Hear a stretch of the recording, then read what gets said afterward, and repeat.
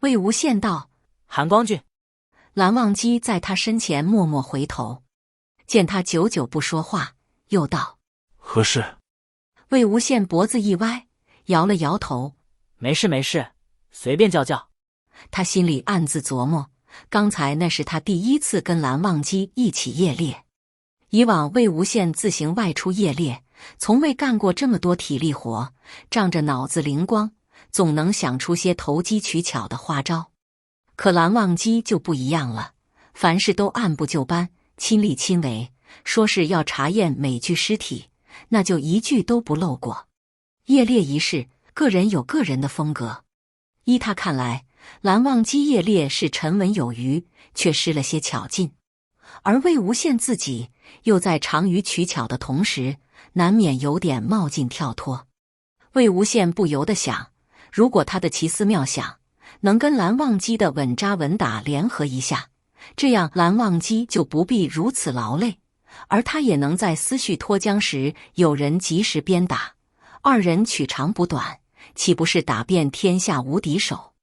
不知不觉中，他畅想得越发天马行空起来，甚至都开始展望以后二人如何并肩称雄，行侠仗义了。恍惚间，魏无羡突然听见蓝忘机道：可曾结丹？闻言，魏无羡不明所以，扭过头去，见蓝忘机对着眼前一座房屋微微昂首，顺势看去，门上满满的全是他上山时篡改过的符咒。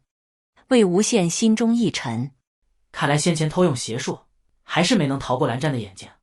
见他摇头，蓝忘机又问：没试过。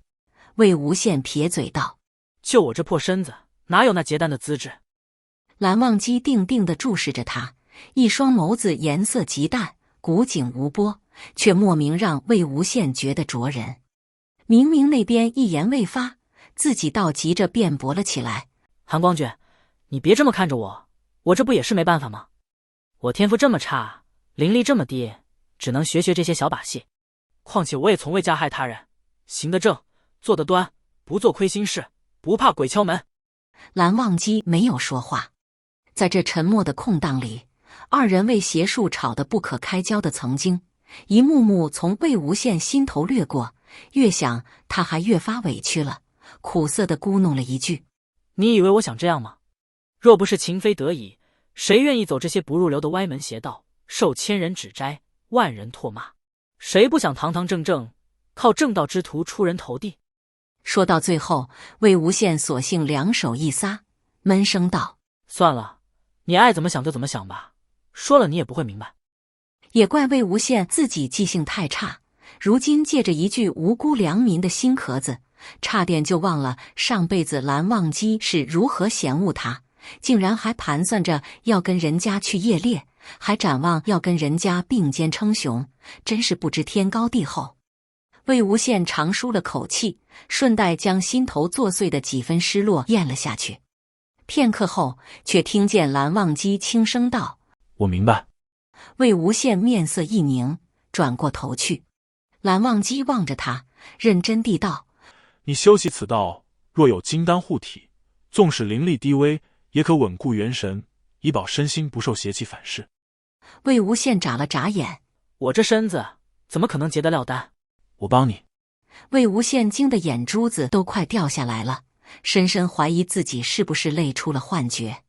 眼见他修习鬼道，蓝忘机非但没有雷霆震怒，斥责他罔顾人伦，或是搬出他那套待到日后追悔莫及，后果惨重不堪设想，古往今来无一善终的老生常谈吓唬他，还主动提出要帮他结丹，叮嘱他在修炼之余要注意爱护好身体。这还是那个对鬼道恨之入骨的蓝忘机吗？还是说现在的鬼道已经咸鱼翻身，再也不是以前人人唾弃的邪魔外道了？可这也不对啊，若真是如此，那他这个鬼道开山鼻祖也该跟着咸鱼翻身才对，怎么如今还是个老鼠过街，人人喊打的待遇？下山回镇后，魏无羡想起之前客栈老板说过的话，去路边摊搜刮了一圈，用手里剩下的钱，一股脑将此地所有跟夷陵老祖有关的画本集了个齐。晚饭时，魏无羡随手从摞成一叠的书册里抽出一本，二郎腿一翘，打算好好品读一下他在世人眼中的传奇风采。看完第一则故事，魏无羡就笑出了声，忍不住跟蓝忘机分享：韩光俊，这画本上写那夷陵老祖一夜之间掳来100名处女，将其一一奸杀后，又吸干他们的血以修炼邪功。这么看来，这夷陵老祖当真是雄风凛凛，体力惊人啊！得亏他上辈子连姑娘的手都没牵过，却在坊间画本里活成了一个夜遇白女的混世淫魔，一时间也不知该喜该忧了。魏无羡继续翻看，这个故事讲的是夷陵老祖吃小孩，连做法都写出来了。听上去并不是很可口的样子。这里还有段评说辞：那魏婴本是天煞孤星命，幼年克死亲生父母亲，后又害得好心收养他的云梦将是满门惨死。长大后更是丑相毕露，与岐山温氏沆瀣一气，将那修仙界搅得天翻地覆。死后依然不得安生，多次派遣其麾下走狗屠害人间。人面兽心，猪狗不如，罄竹难书，死100次不足惜。蓝忘机出声：别念了。魏无羡并未听见，一门心思都在手中的书册上，喃喃重复了一遍：天煞孤星。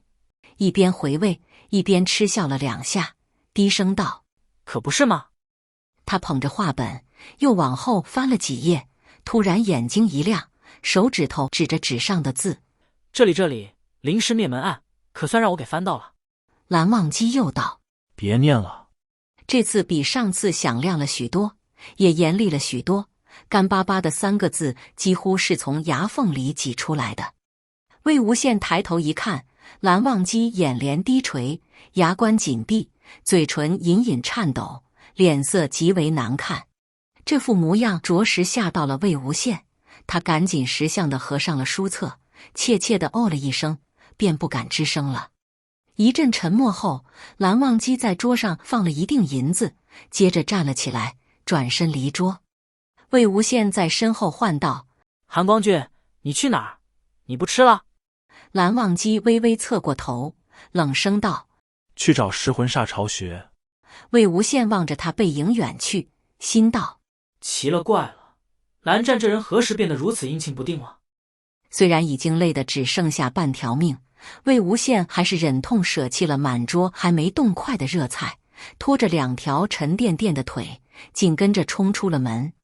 好在这镇上人烟稀少，而蓝忘机身长玉立，气度不凡，在人群里格外出挑。魏无羡远远的就瞅到了那道修长的白衣身影。待魏无羡赶到蓝忘机身旁，已是气喘吁吁。蓝忘机草草扫了他一眼：你不必跟来。魏无羡置若未闻，自然而然地跟上他的步伐。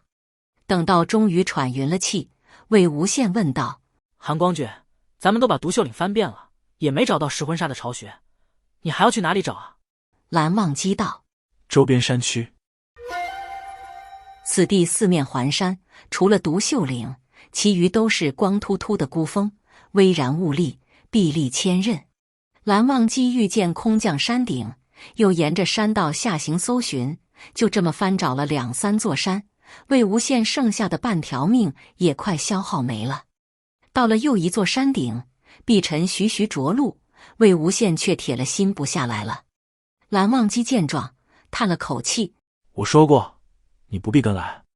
魏无羡才不记得他说过什么，耍赖抱着碧尘剑柄不肯撒手。这么胡闹了一阵，他突觉怀中之剑猛地一沉，下一刻又凌空飞起，在空中骤然倒转，吓得他惊叫出声，将剑柄抱得更紧了。头晕目眩之间，魏无羡依稀看见蓝忘机端端正正地立在剑间，弱弱地问了一句：这又是要去哪儿啊？蓝忘机淡淡道：回客栈。魏无羡脑子还昏昏沉沉的：啊，不找了？你回客栈，我继续找。他们在夜空中行进数里，地面上突然浮现出一片灯火通明的繁荣景象。停停停，就在这儿！蓝忘机一言停下，侧身看了他一眼。怎么？魏无羡颇为苦口婆心的道：韩光俊，不是我说你，你平时夜猎是不是都闷着头干，从来不跟人说话的？有些事啊，只要你肯稍稍动一动嘴皮子，就能省好多力气呢。蓝忘机叹气。你待如何？魏无羡朝底下使了个眼色。你看那条街上这么亮堂，应当是一片夜市，人来人往的，附近若是发生什么怪事，肯定少不了议论。随便拉个人来问问，也比你无头苍蝇似的到处瞎找好吧。听我的，下去看看。你要是不好意思，我帮你去问好了。